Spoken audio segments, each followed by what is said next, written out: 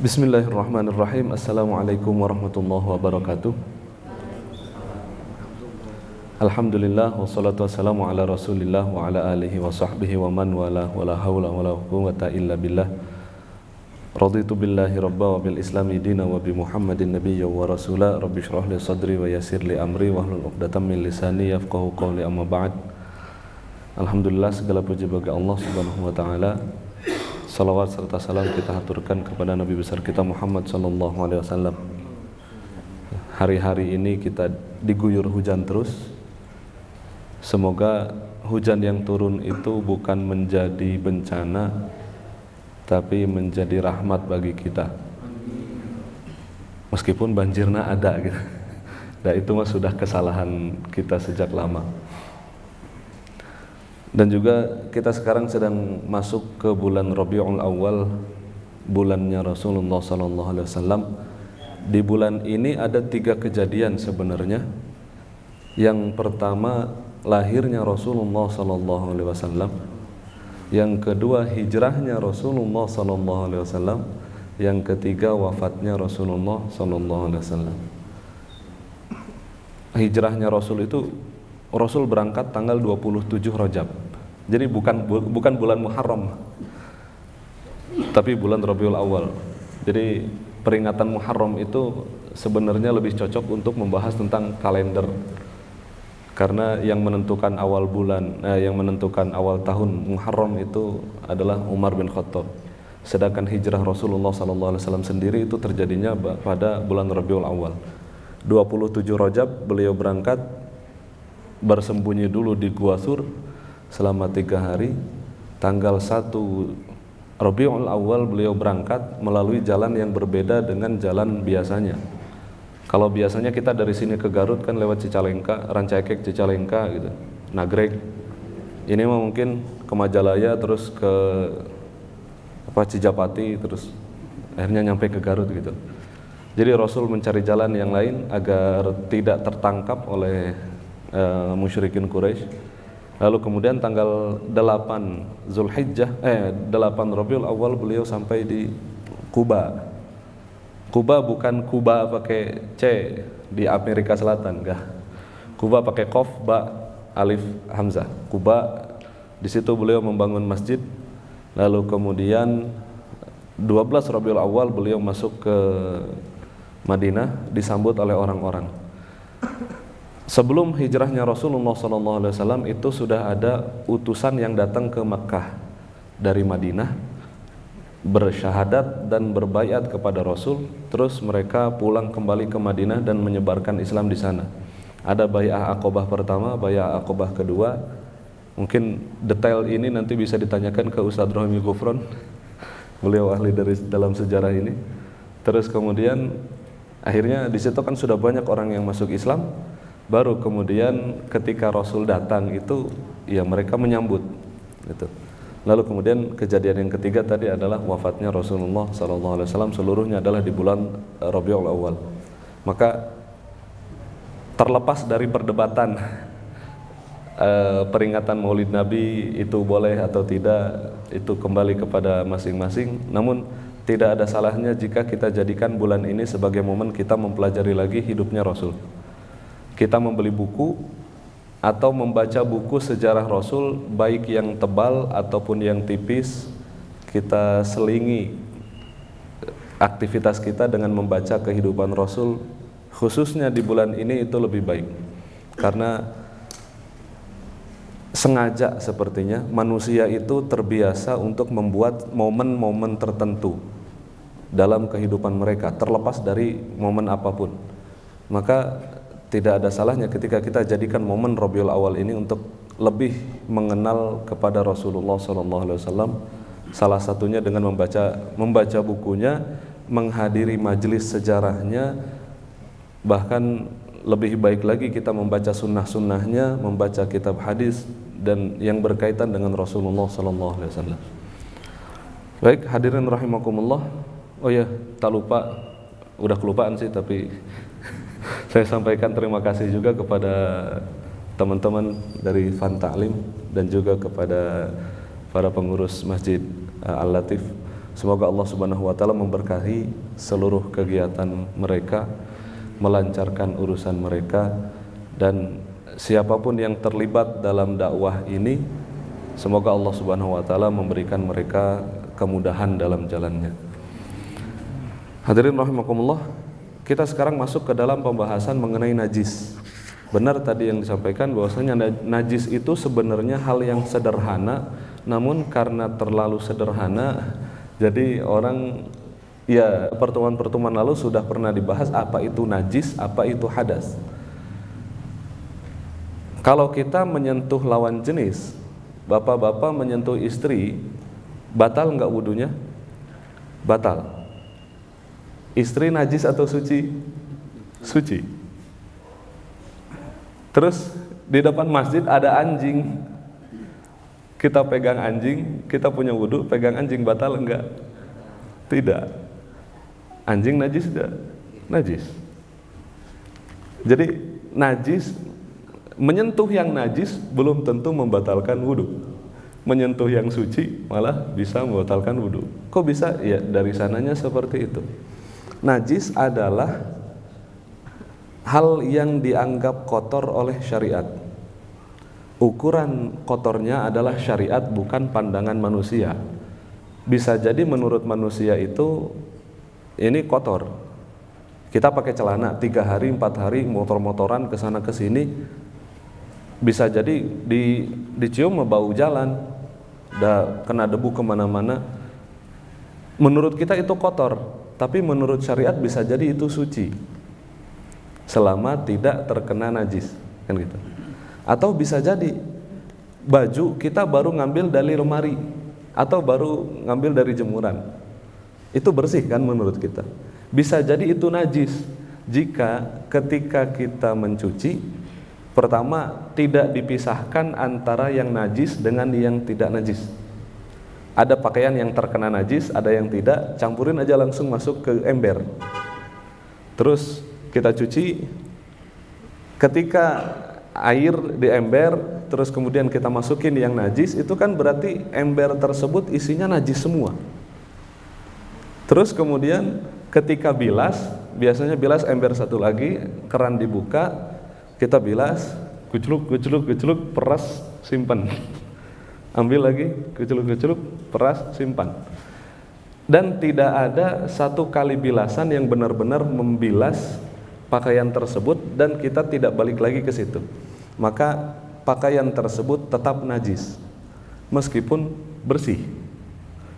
Jadi baiknya ketika mencuci, ketika membilas itu oke, bilasnya sama dengan cara yang tadi, tapi terakhir dibilas pakai air keran langsung dan tidak boleh masuk lagi ke air situ, agar benar-benar menjaga dia dari najis. Nah itu. Jadi najis adalah segala hal yang dianggap kotor oleh syariat. Ada najis, ada mutanajis. Najis itu barang yang tadi, mutanajis adalah benda atau ya hal yang tersentuh oleh najis. Itulah mutanajis. Perpindahan najis atau penularan najis dari yang tadinya ini suci menjadi mutanajis itu terjadi jika najisnya atau benda tersebut adalah basah. Kalau bendanya kering atau najisnya kering, maka tidak ada perpindahan najis. Dalam kasus kita sholat, terus kemudian pas kita mau sholat, ngelihat ada kotoran cicak, dilihat lebih dekat itu kering, ya kita tinggal ambil, buang aja. Kita tidak perlu cuci tangan, karena tidak ada penularan najis di situ. Dari situ ke sini tidak ada penularan najis. Beda kasus kalau misalkan kotorannya itu basah atau tangan kita yang basah baru wudu, maka disitulah ada perpindahan najis. Kita lagi sholat, terus kemudian cicak, ini kotoran cicak ke sini, udah biarin aja. Kalau kotoran cicak ke sini dan kita nyadar terus kita sintrek itu, maka najisnya jadi kemana-mana. 1 di sini ada, 2 di tangan kita ada, 3 di tempat di mana dia jatuh itu ada gitu. Jadi biarin aja, sholat lanjutkan teruskan. Kalau ragu dengan sholatnya karena itu ada najis, yuk bisa batalkan, buka bajunya atau dicuci sedikit terus pakai lagi terus sholat. Tapi sebagaimana kotoran burung yang ada di dalam masjid itu ma'fu, dimaafkan, begitu juga itu. Tapi kalau kita ragu, ya udah berarti dianggap itu sebagai najis, maka kita ganti bajunya. Nah itu adalah najis. Najis juga ada klasifikasinya, nanti kita akan melihat klasifikasi yang lain. Tapi ada najis ainiyah, ada najis hukmiyah. Najis ainiyah itu adalah najis yang bisa diresap oleh indera, baik bisa terlihat atau bisa teraba atau bisa tercium. Yang satu lagi adalah najis hukmiyah, yaitu najis yang tidak terlihat, tidak tercium, tidak terasa. Itu najis hukmiyah. Najis ainiyah mah gampang kelihatan. Najis hukmiyah contohnya misalkan kita buang air di urinoir, kencing di urinoir, di WC laki-laki sering ada urinoir di situ. Kita tidak hati-hati, terus kemudian ketika kencing menyiprat ke celana. Kita nggak ngelihat itu di celana kelihatan ada cipratan, tapi itu najis. Maka saya sendiri sudah jarang sekali menggunakan urinoir karena benar-benar bikin was-was, tidak bisa menjaga apakah celana kita itu terbebas dari cipratan atau tidak. Baiknya sih menghindari, kecuali dalam kondisi darurat banget nggak ada lagi, ya maka bisa menggunakan itu, tapi asal dengan hati-hati. Arah airnya jangan sampai menimbulkan cipratan, baiknya arah airnya itu yang miring saja seperti ini, biar tidak ada cipratan, lebih aman, begitu. Nah, hukum dari najis najis itu tidak bisa berubah menjadi suci. Beda dengan benda mutanajis. Tadi kan najis dan mutanajis. Najis itu tidak akan bisa menjadi suci kecuali 3 hal yang akan kita bahas nanti. Sedangkan mutanajis itu bisa berubah menjadi suci dengan kopi luwak. Kopi luwak, jadi buah kopi dimakan sama musang, lalu kemudian diolah di dalam perutnya musang, terus kemudian bijinya keluar bersama kotorannya musang. Cari di Google lah gimana bentuknya. Yang penting bentuknya seperti itu, dia keluar bersama kotoran. Tapi fatwa Majelis Ulama Indonesia menyatakan bahwasanya biji kopi luwak dalam kasus tersebut masuknya ke dalam kategori mutanajis, bukan najis. Hukumnya mutanajis itu bisa menjadi suci dan jika dia disucikan. Dengan syarat, kalau urusan kopi luwak syaratnya ada 2 dalam fatwa Majelis Ulama Indonesia. Yang pertama, kulit tanduknya nggak boleh koyak. Jadi anatominya itu kulit, dalam kulit ada buah kopinya, terus kemudian masih ada lendir. Setelah lendir ada kulit tanduk namanya. Setelah kulit tanduk masih ada lagi kulit ari. Setelah kulit ari baru biji. Nah, jadi syarat pertama kulit tanduknya nggak boleh koyak, sobek ataupun rusak. Yang kedua, jika dia ditanam masih bisa tumbuh kembali. Itu dalam fatwa Majelis Ulama Indonesia. Nah, baik najis dan juga mutanajis hukumnya sama-sama haram. Sama-sama haram. Cuma mutanajis akan menjadi halal ketika dia sudah disucikan kembali. Maka dalam kasus kopi luwak tadi, meskipun dia keluar dari situ, tapi jika sudah terpenuhi syarat yang dinyatakan oleh Majelis Ulama Indonesia, tinggal dicuci, lalu kemudian dikupas, diambil bijinya, di roasting, dia jadi halal. Nah, kembali lagi, najis tidak akan bisa berubah menjadi suci kecuali 3. Yang pertama adalah al-khamru idza takhallalat binafsiha, yaitu khamr atau minuman yang memabukkan, idza takhallalat, jika dia berubah menjadi cuka, binafsiha, dengan sendirinya.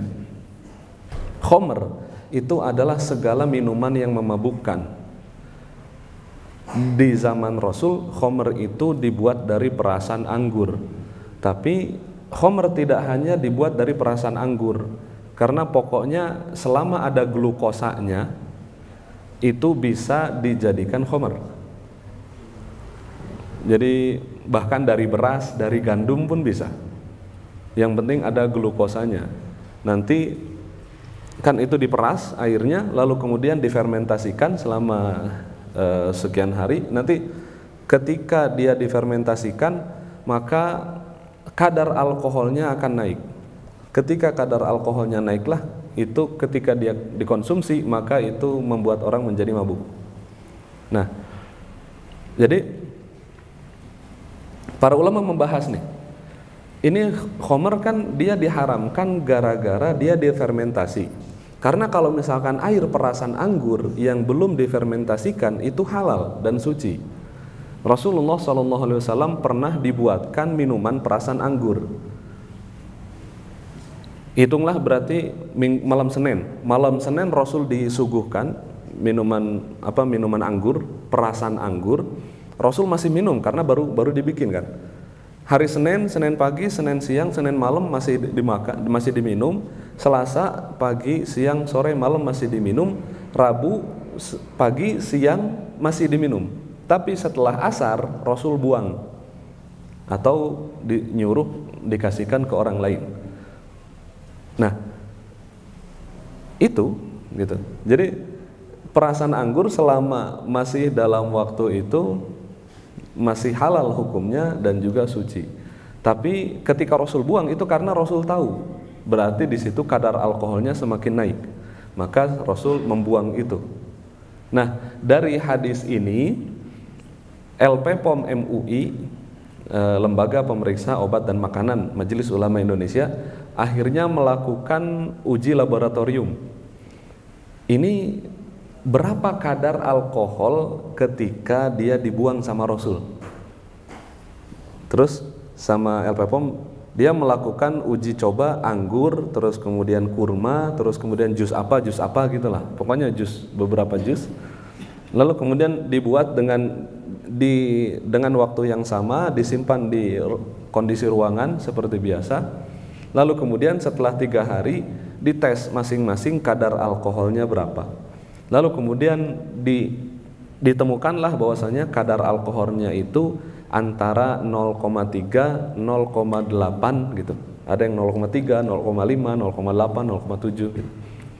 Atas dasar uji laboratorium itu akhirnya Majelis Ulama Indonesia menyatakan bahwasanya khomer itu adalah minuman yang kadar alkoholnya 0,5 ke atas. Atas dasar itu, gitu. Ada yang kadar alkoholnya 0,5 ke atas. Kalau misalkan di bawah itu maka dia hukumnya suci dan halal. Tapi kalau alkoholnya di atas itu maka itu haram dan najis. Karena setiap minuman yang memabukkan itu najis dan haram. Kalau yang memabukkan tapi tidak cair, maka itu haram tapi suci. Contohnya seperti ganja, sabu-sabu, itu dia kan bukan cair, maka dia suci meskipun haram. Tuh. Jadi kaidahnya yang najis itu pasti haram. Tapi tidak setiap yang haram itu najis. Dalam kasus tadi khomer itu najis dan haram, tapi kalau ini sabu-sabu itu meskipun haram tapi dia suci. Jadi istilahnya kalau kita lagi sholat terus bawa sabu-sabu di sini, sholatnya sah. Paling ditangkap BNN nanti. Tapi itu. Nah, muncul pertanyaan, urusan alkohol ini, bagaimana hukumnya alkohol begitu? Para ulama memang agak berbeda pendapat dalam urusan alkohol. Kenapa? Karena tadi ketika khomer itu diharamkan, kenapa? Karena dia memabukkan. Apa yang buat dia mabuk? Ya, yang membuat dia memabukkan adalah kadar alkoholnya kan. Maka ada sebagian ulama yang benar-benar menyatakan alkohol itu haram. Haram secara mutlak, najis dan juga haram. Jadi tidak heran ketika banyak muncul pertanyaan di masyarakat, apa hukumnya alkohol? Nah, namun ternyata alkohol Majelis Ulama Indonesia memberikan fatwa, ada 5 fatwa. MUI itu fatwa tentang alkohol itu 5. Yang satu nomor 4 tahun 2003, yang kedua nomor 8 tahun 2009. Terus yang ini nomornya lupa tapi tahun 2009. Yang ketiga itu 2018, nomor 10, 11 dan 40. 5 fatwa berkaitan dengan alkohol dari 2003 sampai 2018. Berarti kajiannya itu kan sekian tahun. Nah, inti dari fatwa Majelis Ulama Indonesia yang berkaitan dengan alkohol ada 2. Yang pertama, dilihat dari mana alkohol itu dibuat. Alkohol itu kan caranya sama sebenarnya dengan pembuatan khamr, yaitu dari glukosa difermentasikan. Itu sebenarnya caranya. Cuma tujuannya beda. Kalau khamr tujuannya adalah untuk bikin minuman memabukkan, tapi kalau industri kimia emang untuk nyari alkoholnya doang, gitu. Maka fatwa Majelis Ulama Indonesia menyatakan dibedakan. Kalau alkohol itu berasal dari industri khamr, maka dia najis dan haram. Kalau dia berasal dari industri kimia murni, bukan industri khamr, maka dia suci dan halal. Halal maksudnya di sini kalau dikonsumsi, cuma bukan berarti hand sanitizer ada logo halal, halal dikonsumsi, bukan gitu. Meskipun saya sendiri inginnya sih label halal itu ada 2. Ada label halal untuk yang dikonsumsi, ada label suci untuk yang tidak dikonsumsi. Biar tidak menjadi polemik di masyarakat, ngapain kulkas ada logo halal, piring ada logo halal, kerudung ada logo halal, gitu. Nah, itu yang pertama adalah tadi membedakan antara sumber dari mana, apakah dia dari khamr atau bukan. Yang kedua adalah kadar alkoholnya. Kadar alkohol untuk minuman adalah di bawah 0,5. Lebih dari 0,5 maka dia najis dan haram untuk minuman. Sedangkan untuk yang lain selain minuman, makanan atau obat-obatan atau kosmetika, maka tidak ada batasan maksimal. Hand sanitizer yang kita gunakan itu 70% alkoholnya. Ada logo halalnya, tapi bukan dikonsumsi ya. Maksudnya halal itu suci. Berarti kalau kita sebelum sholat kita pakai hand sanitizer langsung sholat nggak apa-apa, karena itu suci. Atau ibu-ibu biasa pakai make up remover, penghilang make up, ada alkoholnya, itu suci. Kita jatuh, kita pakai alkohol yang warna kuning atau yang biasa, itu suci. Nah gitu. Dan boleh gitu. Tapi syaratnya ada 2. Yang pertama, tidak membahayakan. Jadi kalau misalkan hand sanitizer dengan kadar segitu membahayakan, maka nggak boleh. Yang kedua adalah tidak disalahgunakan. Dalam kasus obat, obat itu tidak ada batasan maksimal berapa alkoholnya. Karena alkohol di dalam obat dibutuhkan untuk sebagai pelarut obat, agar obatnya larut, agar obatnya cair. Nah, tapi kalau itu disalahgunakan, maka tetap haram. Jadi saya pernah jalan-jalan pagi, minggu pagi di dekat GBLA di situ. Terus ada lewat sawah kan. Pas lewat pematang sawah, saya lihat di bawah banyak bungkus obat batuk. Bungkus obat batuk. Ini bukan ngajarin ya, tapi emang ternyata nyata. Jadi itu disalahgunakan. Karena itu digunakan untuk minuman keras. Jadi meskipun ada logo halalnya di situ, tapi kalau tujuannya adalah untuk mabuk, maka jadi haram. Nah, ini perkara tentang alkohol. Jadi setidaknya kita sudah tidak lagi mempertanyakan kira-kira apa hukumnya menggunakan alkohol bagi parfum dan bagi obat dan yang lain. Sederhananya seperti ini. Ini azan ya berarti ya. Jadi ini segmen pertama, kita baru cuma bahas satu baris saja. Selanjutnya kita lanjutkan setelah salat Isya. Terima kasih. Assalamualaikum warahmatullahi wabarakatuh. Bismillahirrahmanirrahim. Assalamualaikum warahmatullahi wabarakatuh. Alhamdulillah, wassalatu wassalamu ala rasulillah wa ala alihi wa sahbihi wa man walah wa la hawla wa la quwwata illa billah. Raditu billahi rabba wa bil islami dina wa bi muhammadin nabiyya wa rasula. Rabbi syrah li sadri wa yassir li amri wa hlul 'uqdatam min lisani yafqahu qawli, amma ba'd. Ada satu hal yang ketinggalan dan ini berkaitan dengan khomer, yaitu angciu. Apa? Angciu, arak yang biasa dipakai untuk seafood atau capcay, atau pokoknya makanan yang memang ada dikasih alkoholnya, itu najis. Ini bukan black campaign tapi ini mah beneran penjelasan hukum. Karena ketika kita masak terus kemudian ditambahi dengan arak angciu, arak untuk memasak, ya ini mah bukan ya. Jadi dituangkan, tadi kan aturannya ketika najis itu akan berpindah ketika salah satunya basah. Angciu, arak itu basah. Ketika dia bersentuhan dengan makanan yang ada di situ, maka najisnya berpindah dari arak tadi ke makanan. Meskipun katakanlah alkoholnya langsung menguap, karena langsung terbakar api kan, langsung bos gitu apinya, tapi tetap saja api bukan mensucikan najis, sehingga najisnya tetap ada di situ meskipun alkoholnya sudah tidak ada. Kalau itu mau dikonsumsi harus dicuci dulu, harus disiram dulu pakai air lewat terus baru konsumsi. Nah ini, jadi kalau misalkan kita melihat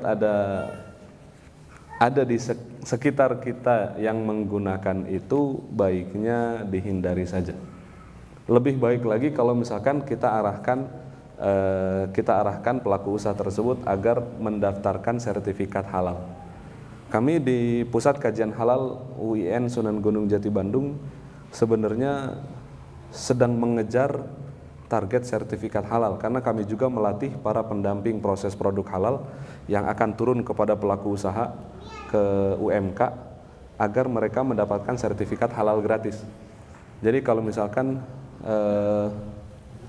dari DKM Masjid Al-Latif punya jamaah, punya jaringan para pemuda yang memang akan diarahkan untuk dakwah halal, kami UIN Bandung siap untuk melatih, yang nanti akan turun ke pelaku usaha UMK, ya pedagang cilok, pedagang mie, pedagang gorengan, itu akan agar mendapatkan sertifikat halal gratis, dan pemerintah menyiapkan anggaran untuk itu gitu. Untuk tahun ini sampai pertengahan Oktober ini disediakan untuk 300 sekian belas ribu pelaku usaha gratis asal UMK gitu. Tahun depan akan disiapkan lagi sekitar 900 ribu UMK. Jadi dananya udah siapin sama pemerintah 900 ribu. Kami di UIN Sunan Gunung Jati Bandung melakukan pelatihan ke sana ke sini untuk melatih tadi orang-orang yang nanti akan turun ke lapangan mendampingi pelaku usaha tersebut. Jadi baik kalau misalkan gerakan ini juga didukung oleh gerakan dakwah teman-teman, begitu. Itu berkaitan dengan tadi angciu. Kita kembali lagi kepada ini, faslun alladzi yathuru minan najasati salasatun. Tadi saya katakan najis itu tidak akan menjadi suci, yang menjadi suci adalah mutanajis. Nah, najis tidak akan menjadi suci kecuali 3. Yang pertama, al-khamru idza takhallalat binafsiha, yaitu khomer atau minuman keras yang berubah menjadi cuka dengan sendirinya. Jadi memang fase cuka itu adalah glukosa, fermentasi, lalu kemudian menaik kadar alkoholnya, lalu kemudian oksidasi, alkoholnya dihilangkan, lalu kemudian nanti yang tersisa adalah cukanya. Nah itu. Dalam mazhab Syafi'i dinyatakan cuka itu hanya boleh jika dia cukanya terbuat dengan sendirinya. Maksudnya oksidasinya terjadi. Oksidasi itu menguapnya alkohol. Menguapnya alkohol itu tidak boleh dengan ditambahkan suatu apapun. Tapi kalau misalkan menguapnya alkohol itu karena dijemur atau dipanaskan hingga akhirnya dia menguap, maka tidak menjadi masalah dan dia jadi suci. Jadi dari tadi glukosa, ketika fermentasi naik kadar alkoholnya, saat itu statusnya haram dan juga najis. Lalu kemudian dia bisa menjadi suci jika terjadi oksidasi, menguap si alkoholnya, kadar alkoholnya turun dan yang tersisa tinggal yang asam-asamnya, yaitu cuka. Nah, itu dalam mazhab Syafi'i hanya boleh caranya jika dia oksidasinya terjadi sendiri atau dia dipanaskan. Kalau dengan tambahan sesuatu maka tidak bisa menjadi cuka. Mungkin di antara kita ada yang mau mencoba membuat, ya bisa aja coba. Apel diperas, terus kemudian atau apel di jus, diambil airnya, terus kemudian dibiarin. Tapi jangan diminum nanti. Minum awal hari pertama, hari kedua, hari ketiga silakan minum. Hari keempat jangan. Sebagaimana hadis Rasul tadi. Terus nanti setelah berapa lama gitu, mungkin 2 minggu, baru dicoba lagi, itu yang sisa cuma asamnya doang. Nah, itulah cukanya. Oksidasinya sudah terjadi. Nah, itu yang kedua adalah jildul mayitati idza dubigha, yaitu kulit hewan yang matinya tidak disembelih idza dubigha, jika dia disamak.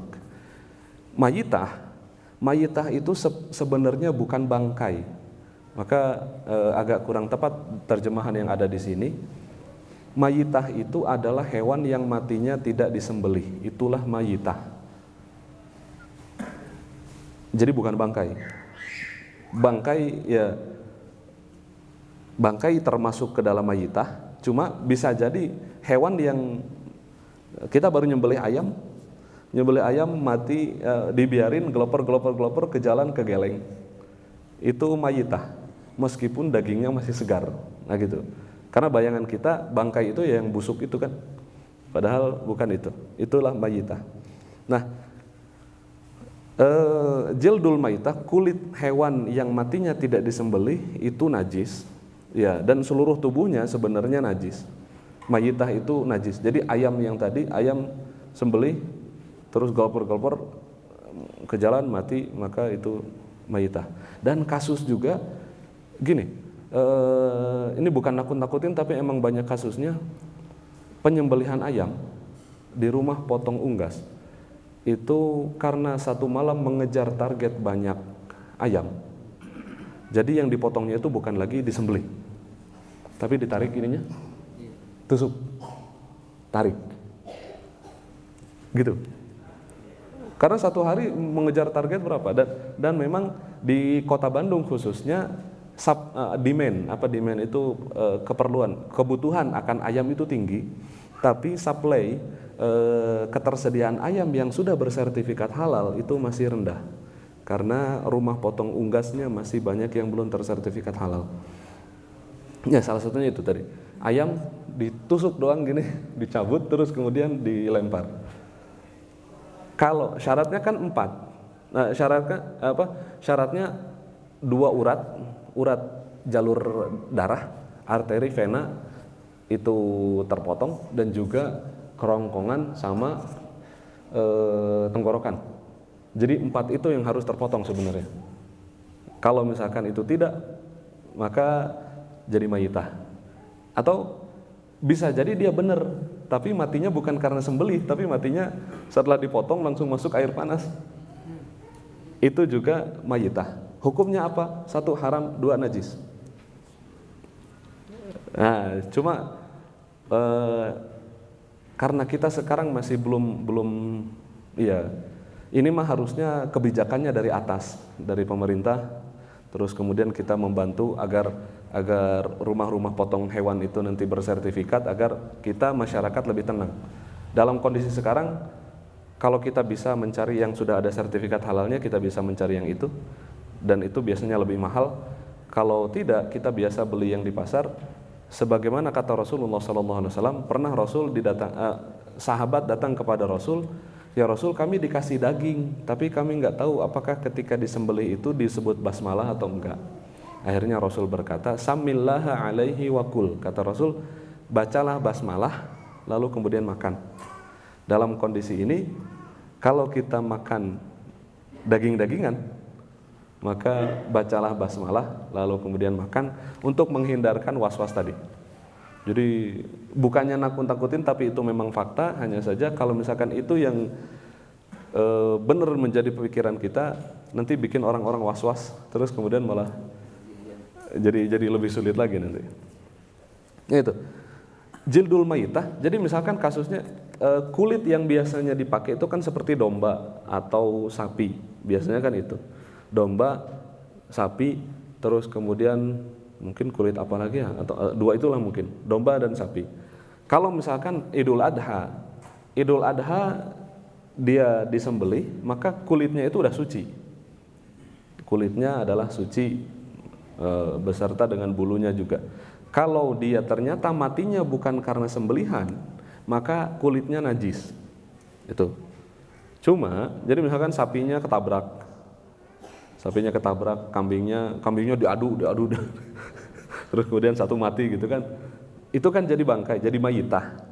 Nah, pernah ada kasus di masa Rasulullah SAW, ada domba yang mati, terus kemudian sama para sahabat diseret mau dibuang. Rasul nanya, lau akhadtum ihabaha, kenapa nggak kalian ambil kulitnya untuk dibuat ya macam-macam lah.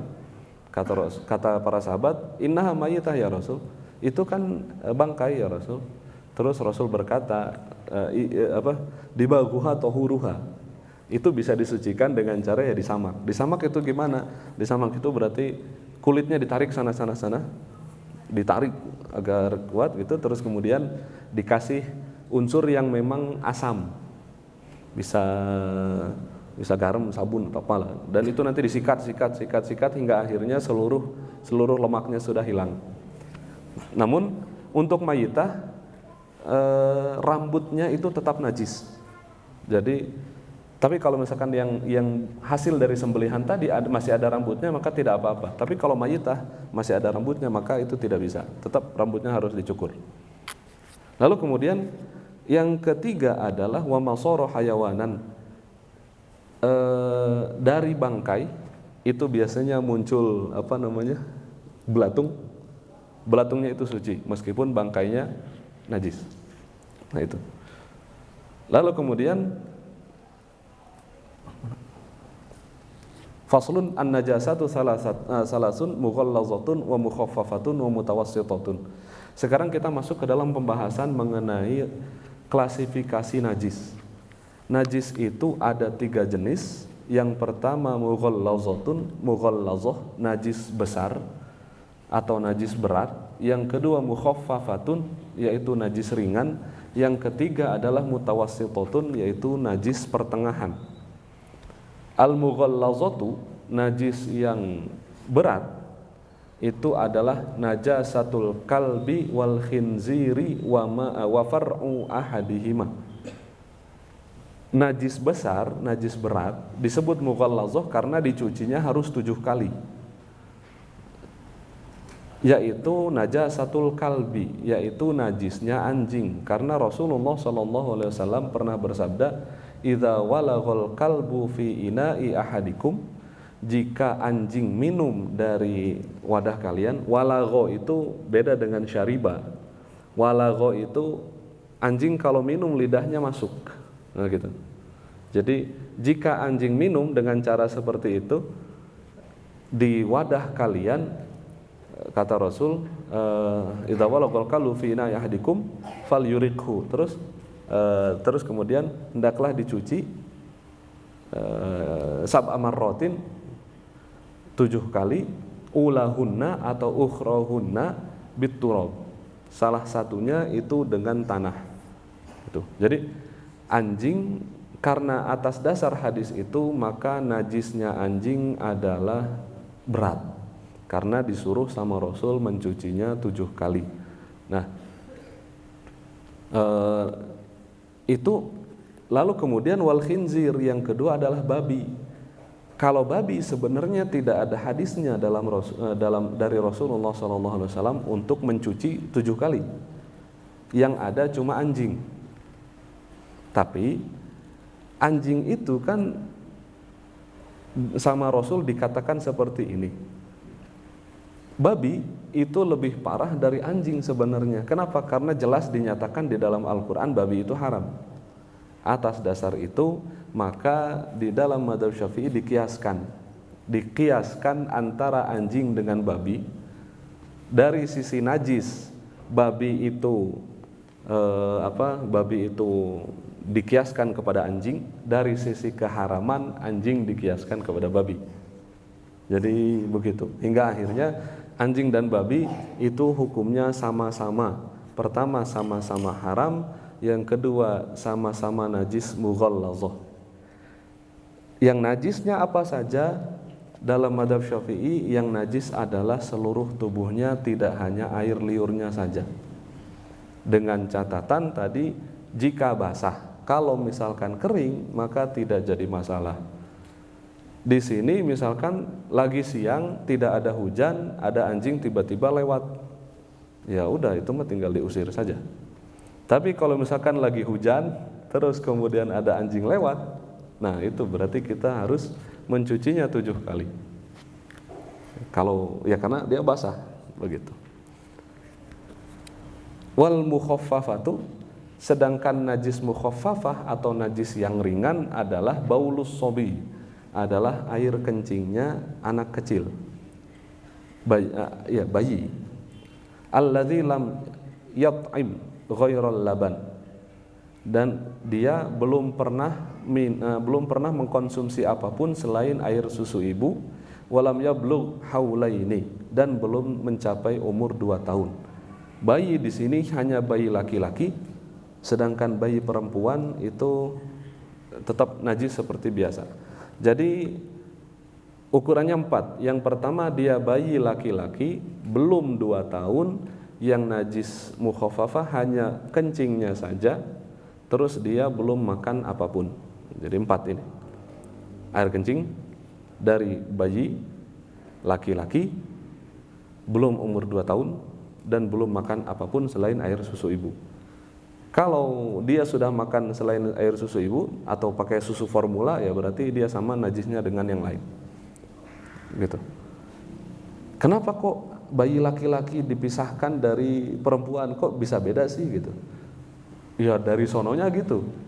Gara-gara ada hadis Rasulullah SAW ketika Rasul gendong anak, ya ada anak orang gitu, terus kemudian dikasihkan ke Rasul, Rasul gandeng, terus dia kencing. Ambilin air, tinggal dicipratkan saja sama Rasul. Atas dasar hadis itu maka muncullah hukum ini. Karena hukum yang perempuan nggak ada, jadi nggak ada. Jadi begitu. Kita bisa saja memikirkan, oh karena perempuan misalkan gini, ya itu bisa saja gitu. Cuma ya, karena ada hadis itu gitu, ya udah gitu aja gitu.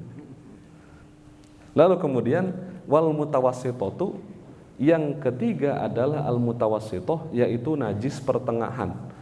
Najis pertengahan itu sairun najasat, adalah sisanya.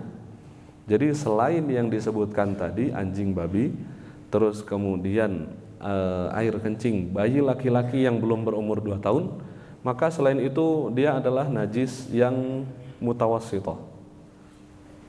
Termasuk juga air kencing kita orang dewasa. Di masa Rasul pernah, Rasul lagi ngaji kayak gini bersama para sahabat, ada orang A'rabi tiba-tiba masuk ke masjid, kencing di pojokan. Karena masjid saat itu kan nggak gini gitu. Masjid itu sama kayak kebun. Karena cuma tanah lapang terus dibatasi sama tembok. Gitu doang kan masjid Rasul saat itu. Jadi mungkin orang ini karena dia bukan orang situ, dia orang nomad lah, yang biasa menggembala pindah-pindah. Kebetulan dia ke situ, mungkin kebelat kencing terus nyari ini di mana ya gitu. Ngelihat ada tembok, ayo masuklah. Dia nggak tahu kalau itu ternyata masjid, terus kemudian dia kencing di pojokan. Wah, para sahabat saat itu marah. Wah, itu orang ngapain?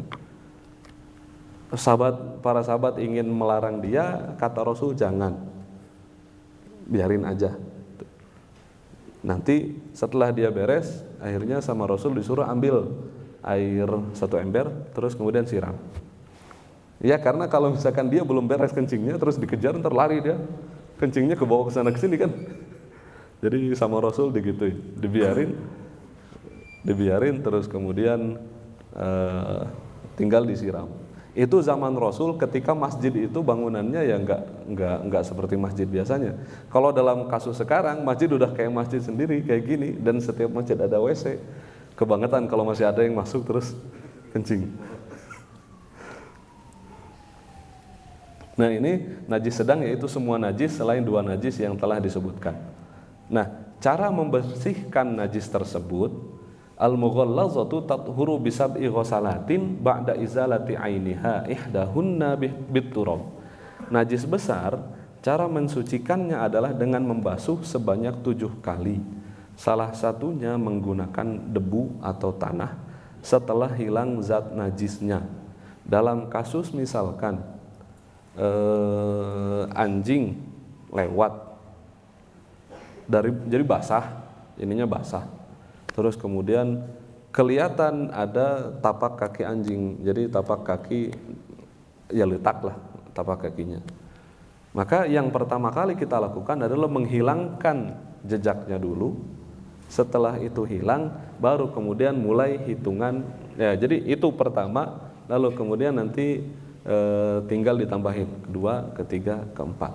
Kalau ternyata si tapaknya itu nggak cuma hilang dalam 1 kali siraman, ya berarti 2 kali, 3 kali, 4 kali sampai itu hilang, maka itu masih dihitung 1 kali sampai hilangnya. Jadi yang pertama adalah menghilangkan ainnya dulu, menghilangkan najisnya dulu, seberapapun siramnya itu.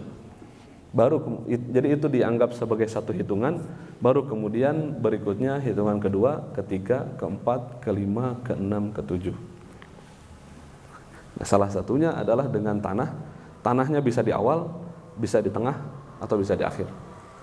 Tapi kalau di akhir nanti pasti akan ada air lagi akhirnya, karena nggak mungkin disisain tanah doang kan, ya gitu. Itu al-mughallazatu tathuru bisab'i ghusalatin ba'da izalati ainiha ihdahunna biturab. Lalu kemudian wal mukhaffafatu tathuru, bukan tatmuru, ini salah, birashil ma'i 'alaiha ma'al ghalbati wa izalati ainiha. Sedangkan hadis mukhaffafah sebenarnya cukup untuk diciprati aja, dengan syarat cipratannya itu menyebar ya, dan mengalahkan najis yang tadi. Kalau kita mah berarti kita pakai semprotan gini, ada semprotan burung, kan semprotan itu bisa kita atur yang panjang atau bisa kita atur yang nyebar. Nah kita pakai yang nyebar itu, di gini aja, serot gitu, udah beres. Nah itu. Lalu kemudian wal mutawassithatu tanqasimu ila qismaini. Ini yang tadi saya singgung di awal. Najis mutawassithah itu terbagi menjadi 2 jenis. Yang pertama adalah ainiyatun, yang kedua adalah hukmiyatun. Ainiyah adalah allati laha launun wa rihun wa ta'mun. Najis ainiyah adalah yang ada baunya, ada rasanya, dan ada warnanya, kelihatan. Maka fala budda min izalati launiha wa rihiha wa ta'miha. Jadi jika dia memang ada kelihatan atau tercium bau di situ, maka dia harus dihilangkan unsur yang tadi. Kalau kelihatan maka harus nggak kelihatan lagi. Kalau tercium maka harus sampai nggak tercium lagi. Kalau terasa masa dirasain sih. Terus itu. Yang kedua adalah wal hukmiyatu, najis hukmiyah. Allati la launa wala riha wala ta'ma laha, yang tidak ada warnanya, tidak ada baunya, tidak ada rasanya. Maka yakfika jaryul ma'i 'alaiha, cukup disiram dengan air 1 kali maka beres. Itu. Jadi seperti yang tadi, ketika misalkan kita kencing di urinoir, iya kalau itu mah kita juga nggak tahu karena apakah ada atau tidak begitu. Atau misalkan ada bayi kencing terus kemudian kering, ya maka di situ kita tinggal siram saja begitu. Itu cara mensucikan najis dengan 3 jenis yang tadi. Lalu kemudian pembahasan terakhir dari bab ini sebelum nanti kita masuk ke dalam bab sholat, itu adalah pembahasan mengenai darah yang keluar dari tubuh wanita. Darah yang keluar dari tubuh wanita ada 3 jenis. Yang pertama adalah haid, yang kedua adalah nifas, yang ketiga adalah istihadhah.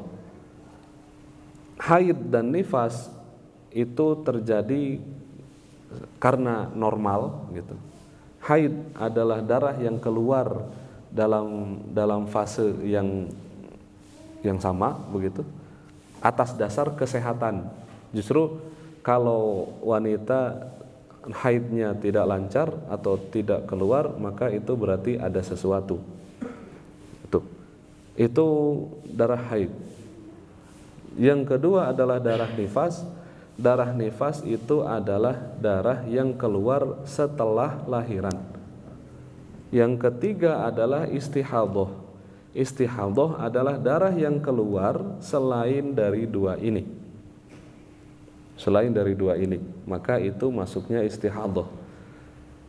Bagaimana membedakan antara istihadhah dengan yang dua ini? Maka membedakannya selain dari dilihat dari bentuknya, dari warnanya, dari baunya, dilihat juga dari kebiasaannya.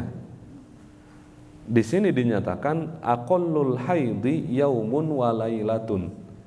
Haid yang paling sedikit adalah sehari semalam.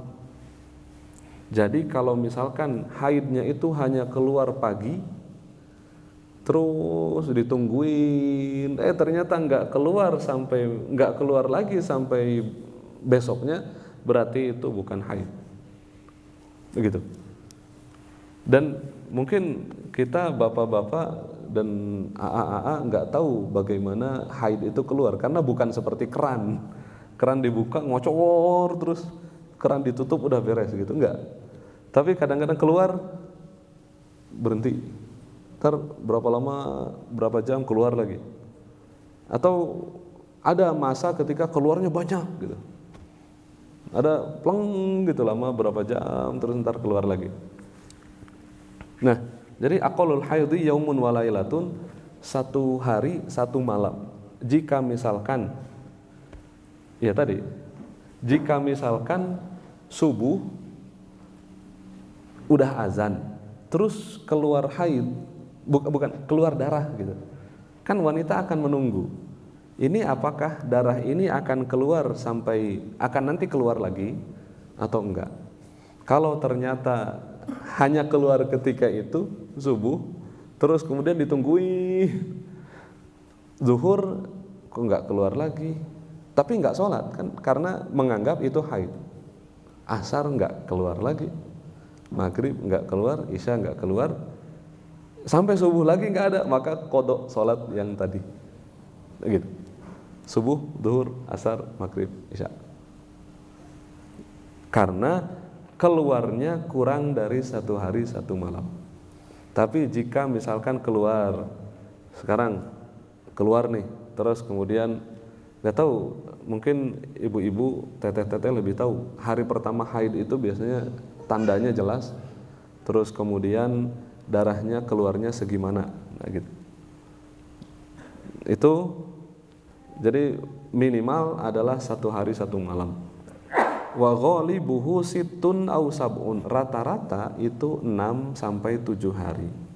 Wa aktsaruhu 15 yauman bilayaliha, maksimalnya adalah 15 hari dengan malamnya begitu.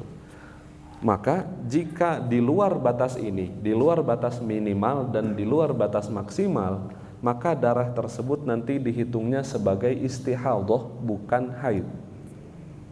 Hukumnya nanti beda. Kalau istihadhah tetap wajib puasa, tetap wajib sholat. Ya kalau haid mah tetap wajib puasa, nanti diqadha lah. Kalau sholat kan beda nanti. Kalau yang haid kan sholatnya nggak diqadha. Tapi istihadhah itu tetap wajib sholat. Nah maka kalau misalkan haidnya lebih dari 15 hari, maka itu dihitung sebagai istihadah. Ada beberapa cara yang untuk mengetahui istihadah. Pertama, dalam mazhab Syafi'i dilihat dari ini. Dilihat dari jumlah waktu. Ada juga yang melihat dari kebiasaan. Kebiasaannya 7 hari tapi tiba-tiba dia lebih dari 7 hari, maka itu istihadah. Tapi kalau dalam mazhab Syafi'i enggak itu yang dilihat. Yang dilihat adalah batasan hari, 15 hari. Kalau lebih dari itu maka itu istihadah. Jadi misalkan teteh-teteh, ibu-ibu atau nanti istri kita nanti haid, ternyata setelah 15 hari masih keluar itu darah, maka bagaimana caranya? Dia tetap pakai pembalut, dianjurkan mandi sebelum sholat. Dianjurkan mandi sebelum sholat. Mandi dan bersuci ya, bersuci sebelum sholat. Jadi itu. Kalau bisa mandi setiap sholat, ya itu sepertinya memberatkan. Maka Rasulullah SAW mengajarkan mengakhirkan waktu zuhur, mengawalkan waktu asar. Nah, sebelum sholat ini mandi dulu. Jadi mandi, bebersih, wudu, sholat zuhur, nunggu adzan asar, sholat asar. Terus kemudian nanti maghribnya berarti ketika maghrib mandi, terus kemudian menjelang adzan isya sholat maghrib, adzan isya langsung sholat isya. Kalau subuh berarti mandi, terus kemudian wudu, terus kemudian sholat. Tidak masalah ketika sholat lalu kemudian darah tetap keluar, karena hitungannya dia lebih dari 15 hari. Itu dari mana 15 hari itu gitu? Kok bisa ada batasan minimal dan maksimal dan rata-rata? Batasan minimal dan maksimal dan rata-rata itu dilihat dari kebiasaan orang. Jadi melakukan survei. Para ulama melakukan survei kepada para wanita, nanya biasanya haid berapa lama, muncullah jawaban itu. Tapi 15 hari dari mana datangnya? Itu bukan survei. 15 hari datangnya dari hadis Rasulullah SAW. Pernah Rasul bersabda bahwasanya wanita itu naqisatu aqlin wa dinin. Wanita itu kurang akal dan kurang agama, kata Rasul. Maksud kurang akal bukan berarti IQ-nya lebih rendah daripada laki-laki, karena banyak perempuan yang lebih pintar daripada laki-laki. Bahkan perempuan itu bisa multitasking, laki-laki nggak bisa. Ari perempuan, ibu-ibu ngamandian budak, terus masak 1, 2, 3, terus sambil macam-macam bisa dilakukan dalam satu waktu. Suami-suami nggak bisa. Jadi Rasul berkata naqisatu aqlin di sini bukan karena memang wanita lebih rendah IQ-nya, bukan lebih bodoh dari laki-laki, bukan karena itu, tapi kata Rasul karena kesaksian wanita itu dianggap sebagai separuh dari kesaksian laki-laki. Satu kesaksian laki-laki hanya bisa ditandingi dengan 2 kesaksian perempuan. Begitu.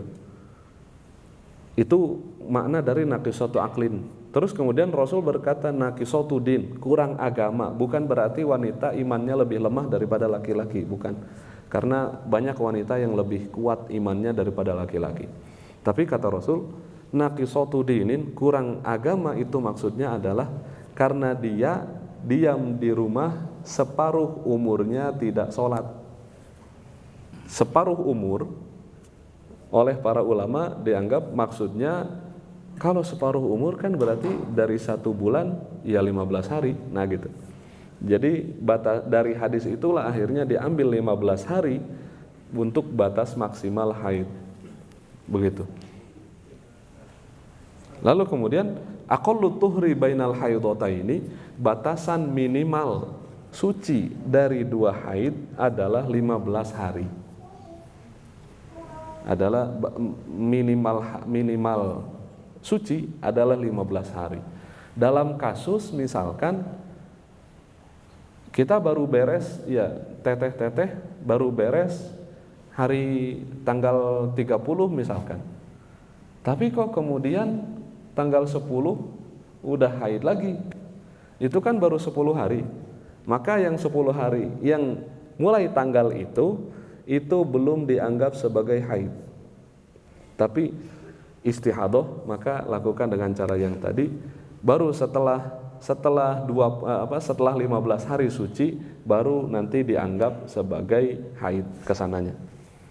Jadi begitu hitungannya, minimal sucinya adalah 15 hari. Kalau maksimal sucinya itu tidak ada batasan. Wa ghalibuhu, tapi maksimal itu adalah arba'atun wa ishruna yauman aw salasatun wa ishruna yauman. Rata-rata itu antara 23 atau 24 hari. Wala hadda li aktsarihi, dan tidak ada batasan maksimal suci. Karena bisa jadi haid berhenti selama 3 bulan, 4 bulan, 5 bulan, 6 bulan. Istri saya juga pernah kena TBC. Ya, TBC kan, minum TBC itu harus 6 bulan nggak boleh berhenti kan. Nah, ternyata itu berpengaruh kepada ininya, kepada reproduksinya, sehingga lama berbulan-bulan tidak muncul haid. Akhirnya sudah konsultasi ke dokter, dikasih obat apa gitu ya. Terus kemudian dari situ muncul haid. Setelah muncul haid, ternyata malah jadi istihadah karena lebih dari 15 hari. Terus sama ini pernah menjadi masalah karena sudah lebih dari 15 hari itu haid. Terus kemudian datang ke dokter konsultasi, ini gimana?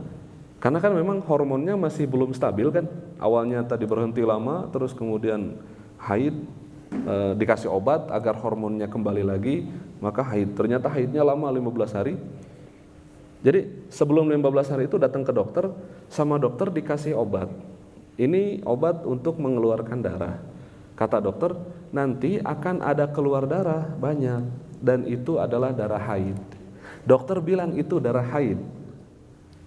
Tapi hitungan kami, istri ini sudah lebih dari 15 hari.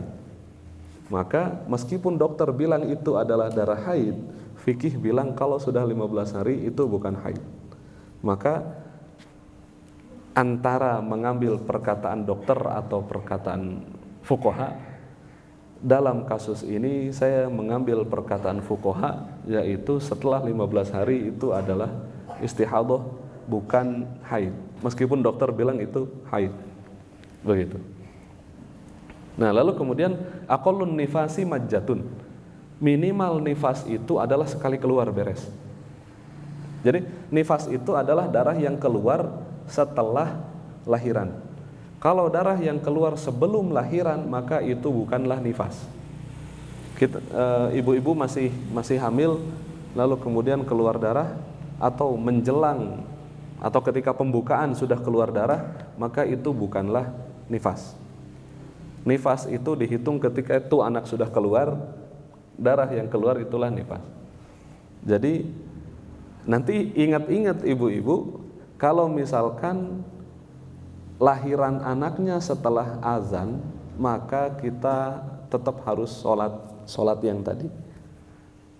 Jadi saya ingat ketika istri saya lahiran, kita dari tengah malam sudah ke rumah sakit, terus kemudian subuh, alhamdulillah subuh masih bisa sholat.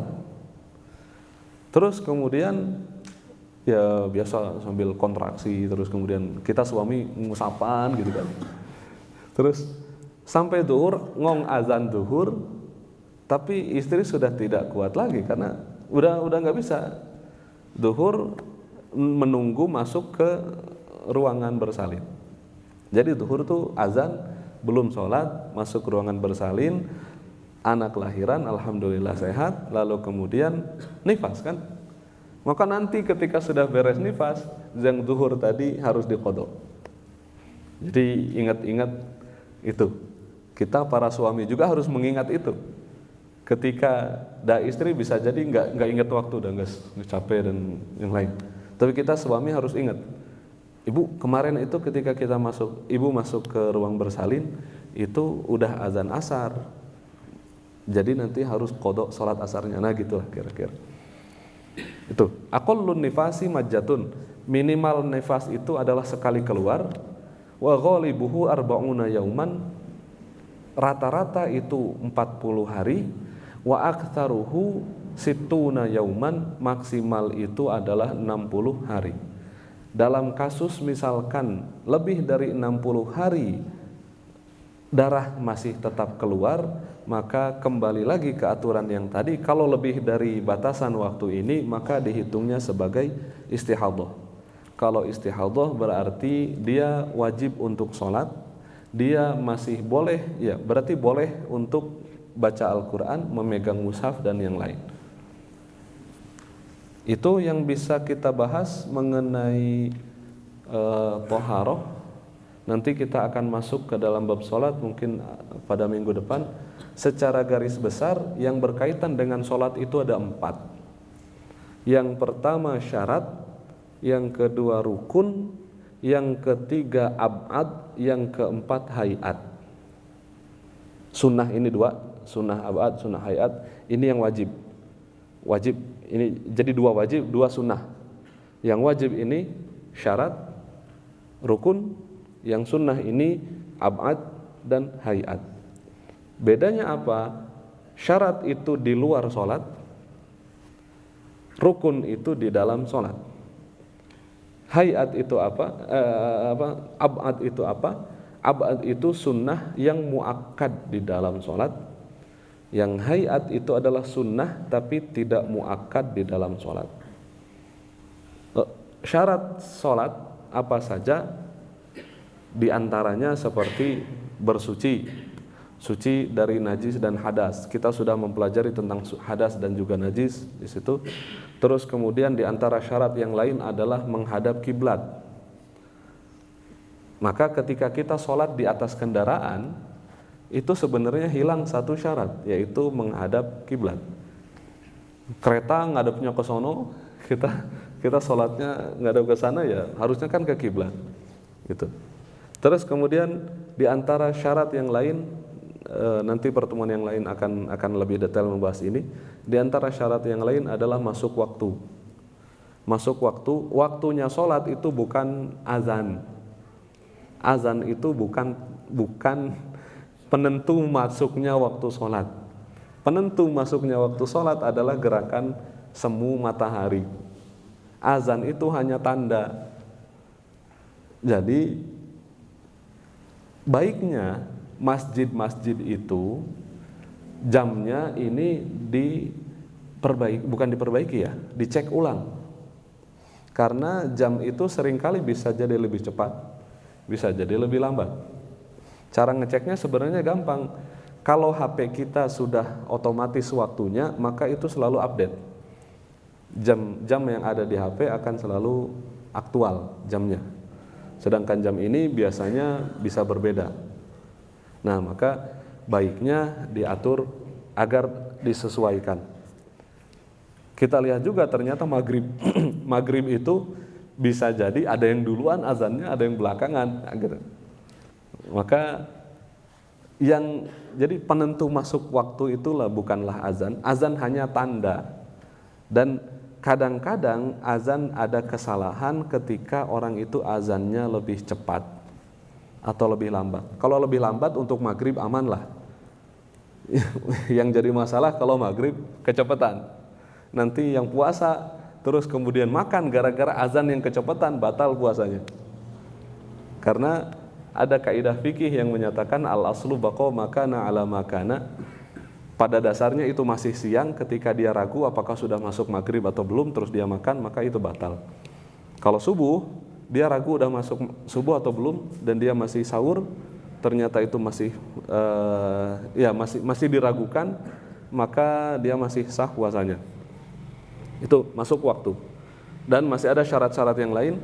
Terus kemudian rukun. Jadi syarat itu di luar sholat, rukun itu di dalam sholat, dua-duanya harus ada di dalam, harus ada bersama sholat. Di antara rukun itu adalah berdiri. Maka sholat di atas kendaraan itu hilang satu syarat, hilang satu rukun. Maka dalam mazhab Syafi'i sebenarnya tidak ada sholat di atas kendaraan kecuali sholat sunnah.